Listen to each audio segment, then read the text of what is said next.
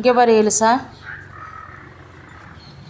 கரெக்டாக 3 வேளையும் சாப்பிட்றியல, உன்னையில் வீட்டையும் பார்க்க முடியல, பெற்ற பிள்ளைக்கும் பால் கொடுக்க முடியல. உன்னைய நான் 6 குட்டி போட சொன்னேன்னா? நீ தானே போட்ட. நீ போட்டுட்டு இப்போ என்கிட்ட விட்டுட்டு நீ பாட்டு வீட்டை சுற்றி சுற்றி ஓடியார. அதுவும் என்ன பண்ணுதுங்க, பாலுக்கு நான் எவ்வளோ பால் கொடுத்தாலும் ஒன்றே மாதிரியை சாப்பிட்டுவிட்டு அதுங்க ஒன்றே பிடிச்சி ஊஞ்சல் ஆடுது.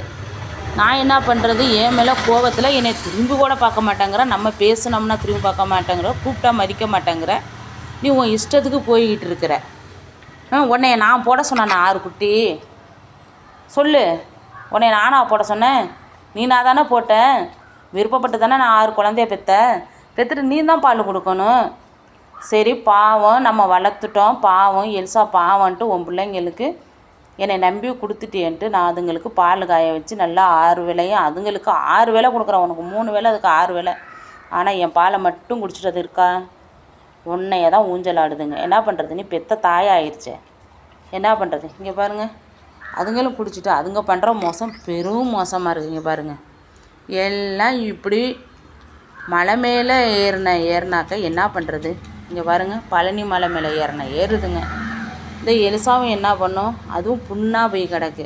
எனக்கு பயந்துக்கிட்டு படுத்து கிடக்கு நான் பேசவும். ஆனால் இந்த பிள்ளைங்களும் அடங்க மாட்டாங்குது. இங்கே பாருங்கள், ஒரு இடம் விடுறது கிடையாது, எல்லா இடமும் பருவி வைக்கிதுங்க. அதோட இங்கே இருங்க, எம்பி ஓடி போய் பால் குடிச்சாகுது. நானும் தான் பால் இங்கே காய வச்சு கொடுத்துக்கிட்டு இருக்கேன். குடிச்சிட்டு அவங்க அம்மாவை தொந்தரவு பண்ணிக்கிட்டு தான் இருக்குது. இவளை நான் 6 குழந்தை நான் பெக்க சொன்னது மாதிரி இவ என் மேலே கோவப்பட்டுட்டு படுத்திருக்கா. என்ன ஏதுன்னு கேட்குறது கிடையாது. 3 வேளையும் சாப்பிட்டுட்டு குழந்தைங்க படுத்துகிற பாட்டில் போய் வீட்டையும் காக்க மாட்டாங்கிறா.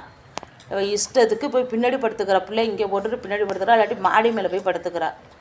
இதுங்க என்ன பண்ணுதுங்க, கொல்லை சைடால் பொத்துக்கிட்டு என்னையை கூப்பிட வந்துடுதுங்கங்க. இப்போயே எனக்கு தொந்தரவு கொடுத்துக்கிட்டு இருக்குங்க. என்னால் மத்தியான டயத்தில் கூட எனக்கு சுகர், என்னால் படுக்க முடியல. இல்லாட்டி தட்டை தூக்கிக்கிட்டு ரொம்ப கோவமாக அதுங்களும் வருதுங்க. இவளும் என் மேலே கோவப்படுறா, எல்சாவும்.